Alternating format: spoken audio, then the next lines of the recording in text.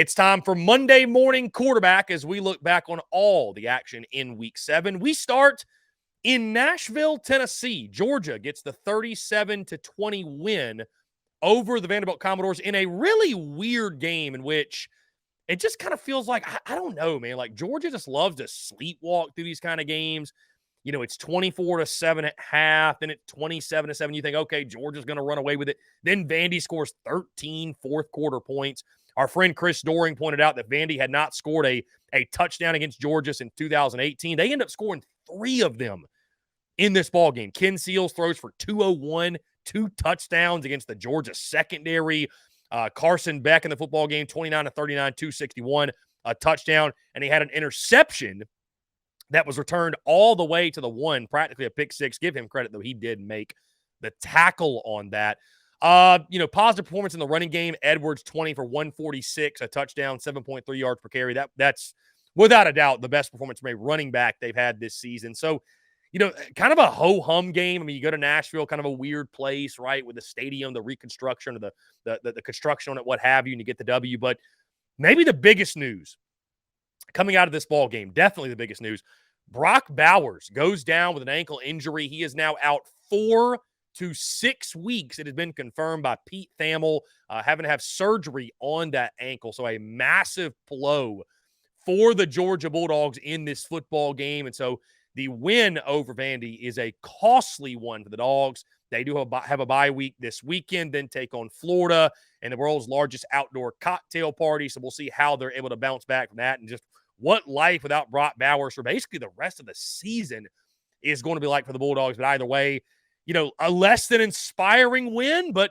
Georgia's one of those teams, guys, that they're kind of like a great hitter in the sense that they can just turn it on. Like they cannot practice. They can kind of sleepwalk through whatever. But when they get under the lights, when they get in a game that matters, they can cut it on and be the best at what they do. And I don't know if that's a great recipe for going back to back, winning the national title, but that's what Georgia is doing this season, guys. We move to Tuscaloosa. Alabama holds on and beats Arkansas by a final score of 24-21. Guys, I would say this to Arkansas fans, first things first.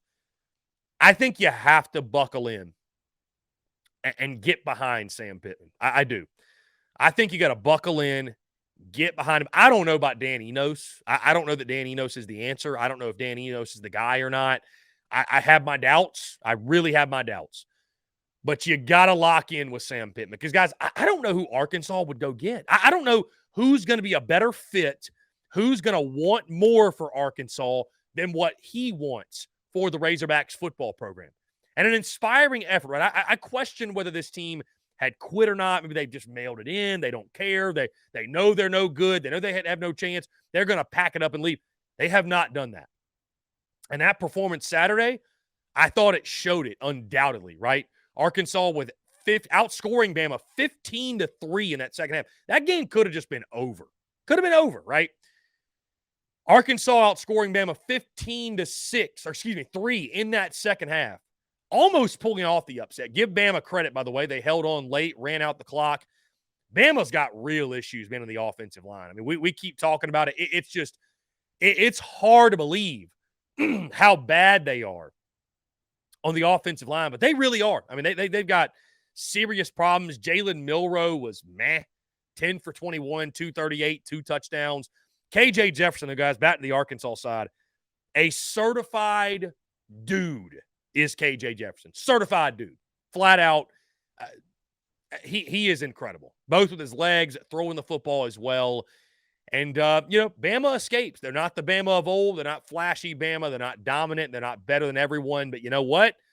You keep on keeping on. You keep winning. And it just feels like, guys, that all signs point to it is indeed going to come down to Alabama, LSU in Tuscaloosa in a couple of weeks for the representation for the SEC championship in Atlanta. And, if Bama keeps winning, they get to Atlanta and they have one loss and somehow they stun the world and beat Georgia.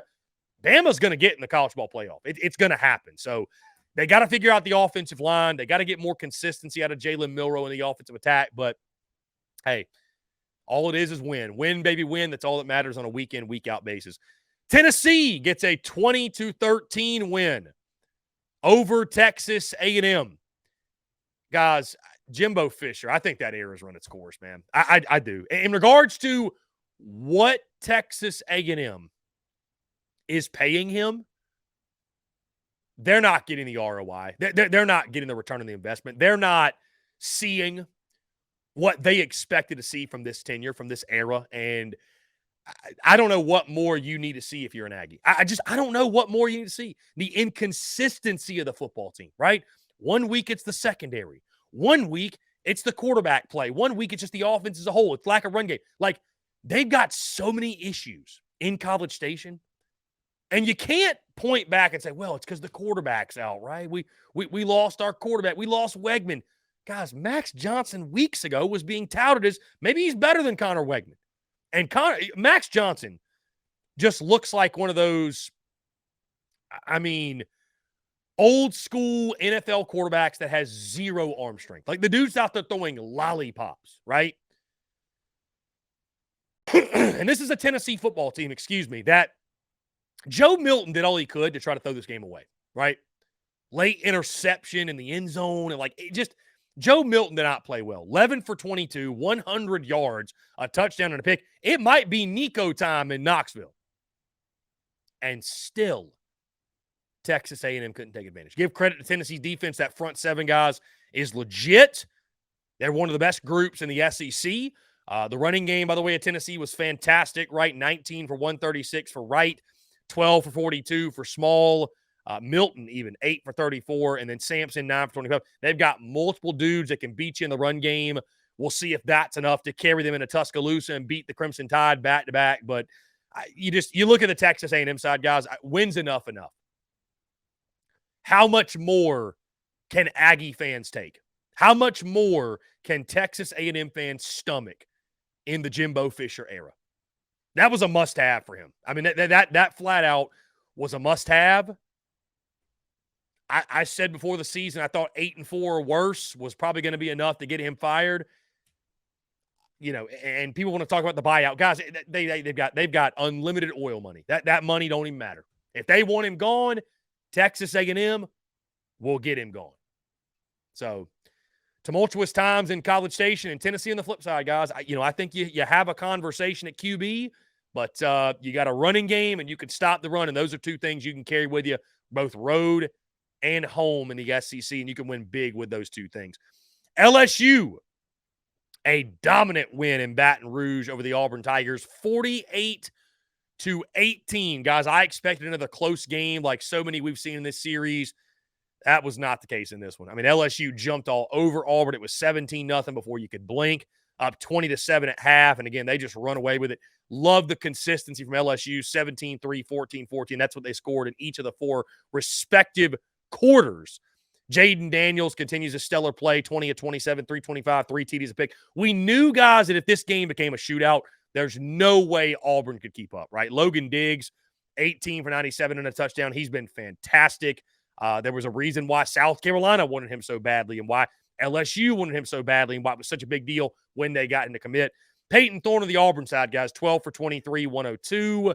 This was the kind of game, if you're an LSU fan, that you needed in regards to that bounce back performance, like the defense looking much better. Guys were flying around. And again, it helps to take on an opponent like an Auburn who's been just so abysmal on the offensive side. But you needed that get right game. You need that feel good game when it comes to your defense and, what they had been to this point in the season. So, LSU at home at night, guys, never sleep on the Tigers in Death Valley. And they made Auburn pay all night long. And finally, guys, Missouri goes in to Kroger Field, Commonwealth Stadium, whatever they call their stadium out there in Lexington.